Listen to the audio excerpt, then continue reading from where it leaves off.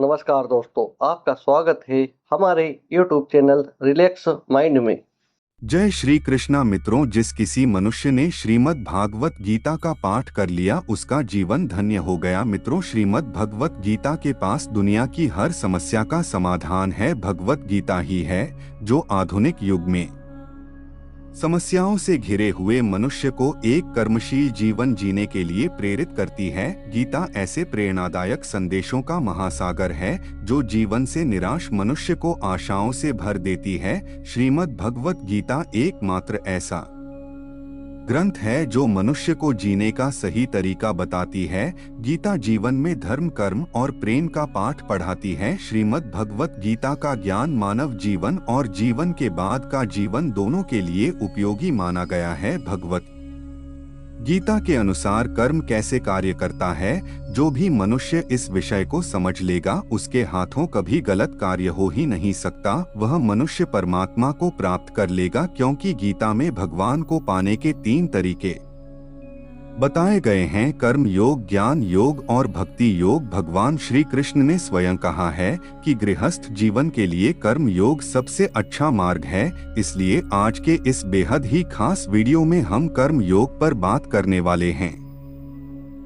तो चलिए अब देर नहीं करते हुए वीडियो शुरू करते हैं। अर्जुन पूछते हैं, हे जनार्दन, यदि आपको कर्म की अपेक्षा ज्ञान श्रेष्ठ लगता है तो फिर हे केशव मुझे इस भयंकर कर्म में क्यों लगा रहे हैं? आप मिले हुए वचनों को कहकर मेरी बुद्धि को मानो मोहित कर रहे हैं। इसलिए एक बात बताओ प्रभु, जिससे मेरी उलझन दूर हो सके, जिससे मैं कल्याण को प्राप्त हो जाऊं। श्री भगवान बोले हैं, निष्पाप इस दुनिया में 2 प्रकार की निष्ठा यानी 2 प्रकार का विश्वास है। एक है सांख्य योग जिसका रिश्ता ज्ञान से है, और दूसरा है कर्म योग जिसका लेना देना सिर्फ कर्म से है। अपनी इंद्रियों को वश में कर परमात्मा में ध्यान लगाना ज्ञान योग से होता है, और इसको कहते हैं संन्यास या सांख्य योग। और दूसरा होता है कर्म योग, मतलब निष्काम कर्म करके फल में आसक्ति ना रखना। मनुष्य ना तो कर्मों का आरंभ किए बिना निष्कर्ष होता को यानी योग निष्ठा को प्राप्त होता है,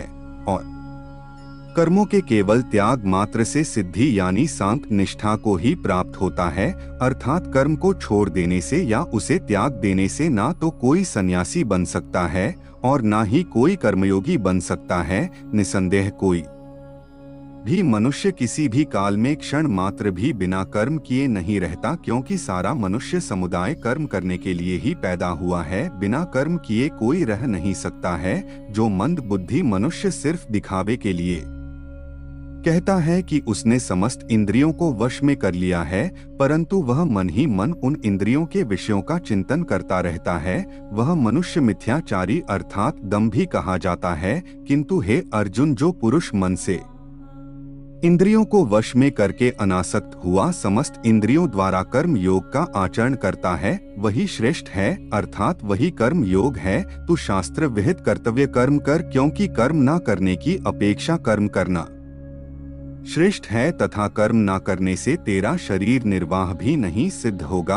अर्थात तू सिर्फ अपने कर्तव्यों का पालन कर, क्योंकि कर्म नहीं करने से तेरा जन्म लेना भी बेकार हो जाएगा। हे अर्जुन, तू यज्ञ समझकर अपना कर्म कर। जिस प्रकार यज्ञ समाज और प्रजा की भलाई के लिए किया जाता है, उसी तरह तू इस युद्ध को यज्ञ समझकर अर्थात अपना कर्तव्य समझकर कर्म कर। प्रजापति ब्रह्मा ने इस दुनिया की शुरुआत में यज्ञ को रचकर अपनी जनता को कहा कि तुम लोग इस यज्ञ के द्वारा वृद्धि को प्राप्त हो, और यह यज्ञ तुम लोगों को इच्छित भोग प्रदान करने वाला हो। यज्ञ एक तरीके से हमें रास्ता दिखाता है, हमें कर्म करना सिखाता है। ब्रह्मा कहते हैं कि यज्ञ के द्वारा देवताओं को खुश करना चाहिए, और फिर वे देवता खुश होकर के हम सबकी भलाई करेंगे। इस प्रकार निस्वार्थ भाव से एक दूसरे को उन्नत करते हुए तुम लोग परम कल्याण को प्राप्त हो जाओगे। यज्ञ करके जब आप देवताओं की पूजा करते हैं तो वह बिना मांगे ही आपकी सारी इच्छाओं को पूरा कर देते हैं, लेकिन जो यज्ञ नहीं करता उस यज्ञ से देवताओं को प्रणाम नहीं करता, लेकिन फिर भी अपनी इच्छाओं को पूरा करना चाहे, उसे चोर समझना चाहिए अर्थात बिना कर्म किए कोई चाहता है कि उसे सब कुछ मिल जाए तो उसे चोर ही तो समझना चाहिए। यज्ञ से बचे हुए अन्न को खाने वाले श्रेष्ठ पुरुष सब पापों से मुक्त हो जाते हैं, और जो पापी लोग अपना शरीर पोषण करने के लिए ही अन्न पकाते हैं वे तो पाप को ही खाते हैं। अर्थात जो लोग ईश्वर को याद किए बिना अपने जिंदा रहने में ही लगे रहते हैं, चोर समझना चाहिए अगर अन्न खत्म हो जाए तो सब खत्म हो जाएंगे। संपूर्ण प्राणी अन्न से उत्पन्न होते हैं। अन्न की उत्पत्ति वृष्टि से होती है, यानी कि बारिश, और बारिश यज्ञ से होती है, और यज्ञ कर्मों से होते हैं, और कर्म की उत्पत्ति वेद से। हमारी संस्कृति का सारा ज्ञान वेद से ही तो आया है, और वेद परमपिता परमात्मा से उत्पन्न हुआ है। इससे सिद्ध होता है कि यज्ञ और ईश्वर में सीधा संबंध है। हे पार्थ, जो पुरुष परंपरा से नहीं चलता, सृष्टि चक्र के नियमों का पालन नहीं करता, अर्थात अपने कर्तव्य का पालन नहीं करता, वह इंद्रियों के द्वारा भोगों को भोगने वाला पापी पुरुष व्यर्थ ही जीता है। परंतु जो मनुष्य आत्मा में ही रमण करने वाला और आत्मा में ही तृप्त तथा आत्मा में ही संतुष्ट हो, उसके लिए कोई कर्तव्य नहीं है। आत्मा का मतलब यहाँ सबसे बड़ा सच है, और जो सत्य को समझता है, सत्य में ही खुश होकर सत्य में ही रहता है, उसके लिए कोई कर्तव्य नहीं है। लेकिन ऐसा कोई लाखों करोड़ों में एक होता है। उस महापुरुष का इस विश्व में ना तो कर्म करने से कोई प्रयोजन रहता है, और ना कर्मों के ना करने से ही कोई प्रयोजन रहता है, तथा संपूर्ण प्राणियों में भी इसका स्वार्थ से कोई संबंध नहीं रहता। का सीधा मतलब है, जिसे परमात्मा मिल चुका है वह कोई और दूसरा कर्म क्यों करे। इसलिए तू निरंतर आसक्ति से रहित होकर, अर्थात अपनी इच्छा को त्याग कर सदा कर्तव्य कर्म को भली भांति करता रह, क्योंकि आसक्ति से रहित होकर कर्म करता हुआ मनुष्य परमात्मा को प्राप्त हो जाता है। बहुत से ऐसे लोग हैं जो कर्म करते हुए ही परम सिद्धि को प्राप्त हुए थे। जनक आदि ज्ञानी जन भी आसक्ति रहित कर्म द्वारा ही परम सिद्ध भी को प्राप्त हुए थे। इसलिए तुझे कर्म करना ही उचित है। श्रेष्ठ पुरुष जो जो आचरण करता है, अन्य पुरुष भी वैसा वैसा ही आचरण करते हैं। वह जो कुछ प्रमाण देता है, समस्त मनुष्य समुदाय उन्हीं के पद चिन्हों पर अपने रास्ते चुनता है। इसलिए सज्जन व्यक्तियों को सदैव अच्छा व्यवहार करना चाहिए। हे अर्जुन, मेरा इन तीनों लोकों में ना तो कुछ कर्तव्य है और ना ही कोई वस्तु प्राप्त करने योग्य है, फिर भी मैं कर्म में ही बरता हूँ, अर्थात मैं भी कर्म करते हुए अपने कर्तव्य का निर्वाह करता हूँ। श्री भगवान कहते हैं, हे पार्थ, यदि मैं कर्मों को करने में सावधानी ना बरत तो बड़ा अनर्थ हो जाएगा, क्योंकि मनुष्य सब प्रकार से मेरे ही मार्ग का अनुसरण करते हैं। इसलिए यदि मैं कर्म ना करूं तो यह सब मनुष्य नष्ट भ्रष्ट हो जाएंगे, और मैं सत्ता का करने वाला हो जाऊंगा तथा इस समस्त प्रजा को नष्ट करने वाला बन जाऊंगा। हे भारत, जिनमें समझ नहीं होती वह कर्म में आसक्त होकर कर्म करते हैं। आसक्ति रहित विद्वान को भी चाहिए कि वह भी लोगों को सही दिशा दिखाने के लिए उसी प्रकार कर्म करें जो ज्ञानी है, जिन्हें ईश्वर की सच्चाई मालूम हो चुकी है। उनकी यह जिम्मेदारी बन चुकी है कि उनके का काम करने के तरीके से कहीं किसी और के मन में काम करने के प्रति आश्चर्य या अपमान न पैदा हो जाए। इसलिए उन ज्ञानी जनों के लिए यह जरूरी है कि वह ऐसा उदाहरण सामने रखें जिससे हर कोई अपना कर्म अपना कर्तव्य करने के लिए प्रेरित हो। वास्तव में संपूर्ण कर्म सब प्रकार से प्रकृति के गुणों द्वारा किए जाते हैं, तो भी जिसका अंतःकरण अहंकार से मोहित हो रहा है, ऐसा अज्ञानी मैं करता हूँ ऐसा मानता है। तामसिक गुण वाले व्यक्ति आलस्य या नींद इसी प्रकार के कर्म करते हैं। राजसिक गुण वाले बात बात पर शौर्य या बहादुरी दिखाने का काम करते हैं। लेकिन ज्ञानी मनुष्य जानते हैं उसके गुण ही उसे कर्म करवा रहे हैं, और जो ज्ञानी नहीं होते वह समझते हैं कि सब कुछ वही कर रहे हैं। कर्म में लगे हुए ज्ञानियों को यह जानना चाहिए कि गुरु ही उनसे कर्म करवाते हैं, वह खुद कुछ भी नहीं करते। और जो ज्ञानी इस बात को डोट समझ ले तो यह उनकी जिम्मेदारी होती है कि वह अज्ञानियों को समझाए कि कर्म ही उनका धर्म है। श्री कृष्ण अर्जुन से कहते हैं कि तुम मुझ अंतर्यामी परमात्मा में अपने सारे कर्मों को अर्पण कर आशा और ममता को डोट छोड़कर युद्ध करो। जो कोई मनुष्य दोष दृष्टि से रहित और श्रद्धा युक्त होकर मेरे इस मत का अनुसरण करते हैं वे भी संपूर्ण कर्मों से छूट जाते हैं, परंतु जो मनुष्य मुझ में दोषारोपण करते हुए मेरे इस मत के अनुसार नहीं चलते हैं उन मूर्खों को तू संपूर्ण ज्ञान में मोहित और नष्ट हुआ ही समझ। श्री भगवान बोले, मैंने इस अविनाशी योग को सूर्य से कहा था, सूर्य ने अपने पुत्र मनु से कहा और मनु ने अपने पुत्र राजायवा से कहा है। परंतप अर्जुन, इस प्रकार परंपरा से प्राप्त इस योग को राजर्षि होने जाना, किंतु उसके बाद वह योग बहुत काल से इस पृथ्वी लोक में लुप्त हो गया। तू मेरा भक्त और प्रिय सखा है, इसलिए यह पुरातन योग आज मैंने तुझको कहा है, क्योंकि यह बड़ा ही उत्तम रहस्य है, अर्थात गुप्त रखने योग्य विषय है। अर्जुन बोले, आपका जन्म तो अभी हाल का है और सूर्य का जन्म बहुत पुराना है, अर्थात कल्प के आदि में हो चुका था। तब मैं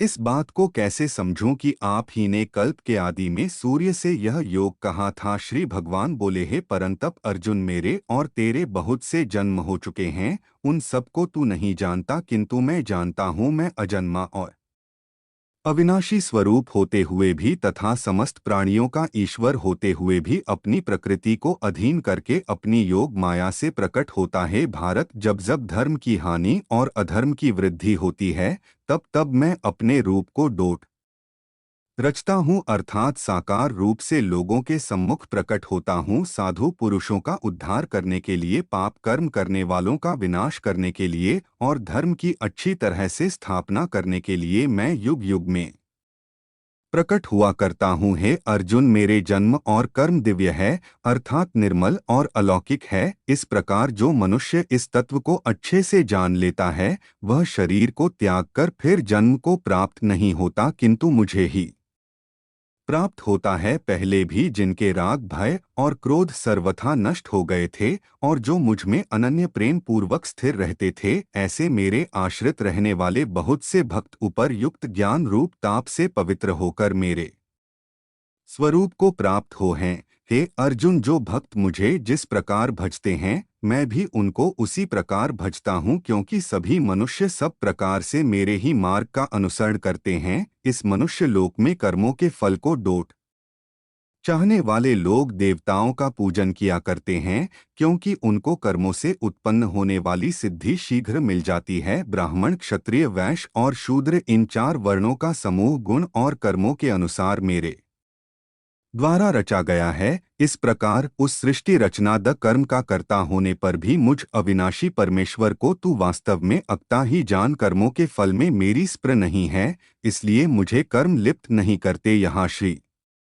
भगवान के कहने का भाव है कि कर्म करो लेकिन फल की इच्छा से नहीं, बस अपना कर्म करते जाओ और आगे बढ़ते जाओ। पूर्व काल में पूर्वजों ने भी इस प्रकार मेरे बताए अनुसार ही कर्म किए हैं और मोक्ष को प्राप्त हुए हैं। इसलिए अगर तू भी मोक्ष को पाना चाहता है तो पूर्वजों द्वारा सदा से किए जाने वाले कर्मों को ही कर। कर्म क्या है और अकर्म क्या है, इस प्रकार इसका निर्णय करने में बुद्धिमान पुरुष भी मोहित हो जाते हैं। इसलिए वह कर्म तत्व मैं तुझे भली भांति समझाकर कहूँगा, जिसे जानकर तू अशुभ से अर्थात कर्म बंधन से मुक्त हो जाएगा। यहाँ श्री भगवान बताएंगे कि सही में कर्म क्या है।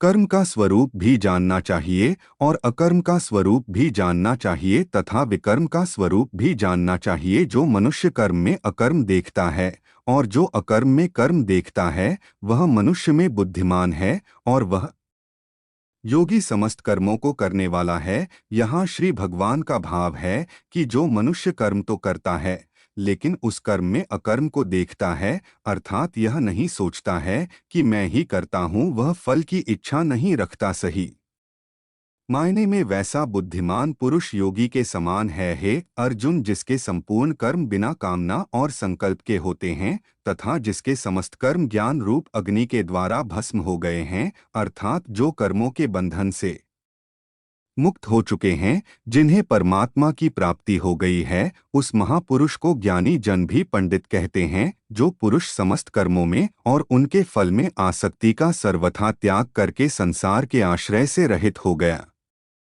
है और परमात्मा में नित्य तृप्त है, उसके लिए भगवान की भक्ति के अलावा और कोई कर्म नहीं रह जाता है, अर्थात वह कर्म करते हुए भी वास्तव में कुछ भी नहीं करता जिसने अपने मन और इंद्रियों को जीत लिया है और जिसने समस्त भोगों की सामग्री का परित्याग कर दिया है। ऐसा आशा रहित पुरुष केवल शरीर संबंधी कर्म करता हुआ भी पापों को नहीं प्राप्त होता है, जिसको बिना मांगे जो मिले उसी में संतुष्ट रहता है, जो ना किसी से ईर्ष्या करता है और ना द्वेष, जो सुख दुख को एक समान भाव से देखता है। ऐसा मनुष्य कर्म योगी कहलाता है, जिसकी आसक्ति सर्वथा नष्ट हो गई है, जो अपने देह पर अभिमान नहीं करता और जो ममता से रहित हो गया है, जिसका चित्त निरंतर परमात्मा के ज्ञान में स्थित रहता है। वैसा कर्मयोगी अपना कर्म यज्ञ की तरह करता है और मोक्ष को प्राप्त होता है, जो अपना सब कुछ परमात्मा को अर्पित कर देता है,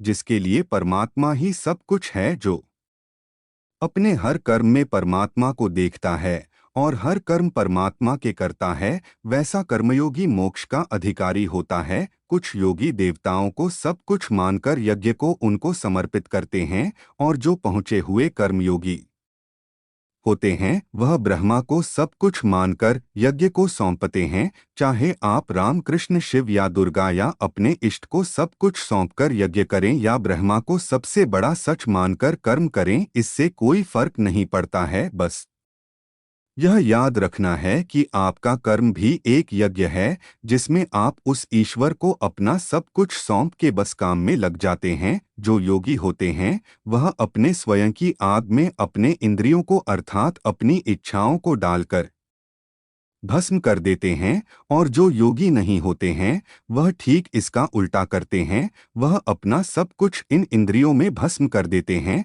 अर्थात अपने इंद्रियों का गुलाम बन जाते हैं। अपनी इंद्रियों को वश में करने का सबसे बड़ा तरीका है ज्ञान। ज्ञान से ही योगी लोग अपने मन को नियंत्रण में करते हैं। जब भी कोई बुरा विचार आता है तो उनका ज्ञान ही उसे बताता है कि उनका लक्ष्य यह नहीं है। कई पुरुष द्रव्य संबंधी यज्ञ करने वाले हैं, कितने ही तपस्या रूप यज्ञ करने वाले हैं, तथा दूसरे कितने ही योग रूप यज्ञ करने वाले हैं। कितने ही अहिंसादीति व्रतों से युक्त यत्नशल पुरुष स्वाध्याय रूप ज्ञान यज्ञ करने वाले हैं। इसलिए अपना यज्ञ चुनकर कर्म करें। दूसरे कितने ही योगी जन अपान वायु में प्राणवायु को हवन करते हैं, वैसे ही अन्य योगी जन प्राणवायु में अपान वायु को हवन करते हैं, तथा अन्य कितने ही नियमित आहार करने वाले प्राणायाम परायण पुरुष प्राण और अपान की गति को रोककर प्राणों को प्राणों में हवन किया करते हैं। यह सभी साधक यज्ञों द्वारा पापों का नाश कर देने वाले और यज्ञों को जानने वाले हैं।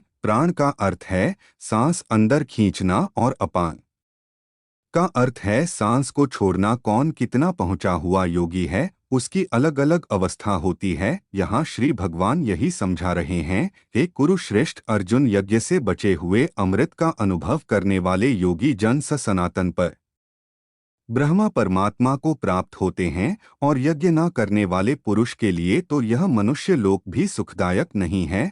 फिर परलोक कैसे सुखदायक हो सकता है? यज्ञ करने के बाद जो बचता है उसे श्री कृष्ण अमृत बता रहे हैं, और यह अमृत सीधे भगवान तक ले जाता है। यहाँ यज्ञ को आप कर्म भी समझ सकते हैं। कर्म करने के बाद जो उसका फल हो उसे भगवान का आशीर्वाद समझ उसमें संतुष्ट होकर अपने अगले कर्म में लग जाना चाहिए। इसी प्रकार और भी बहुत तरह के यज्ञ वेद की वाणी में विस्तार से कहे गए हैं। उन सबको तू मन, इंद्रिय और शरीर की क्रिया द्वारा संपन्न होने वाला जान। इस प्रकार तत्व से जानकर उनके अनुष्ठान द्वारा तू कर्म बंधन से सर्वथा मुक्त हो जाएगा, अर्थात तू परमात्मा को प्राप्त हो जाएगा। है परंतप अर्जुन, आहुति चढ़ाकर किए गए यज्ञ की अपेक्षा ज्ञान यज्ञ अत्यंत श्रेष्ठ है। ज्ञान यज्ञ वो है जिसमें अपनी इंद्रियों को वश में रखते हैं, अपनी सांसों पर नियंत्रण रखते हैं, कर्म तो करते हैं लेकिन फल की इच्छा नहीं रखते हैं।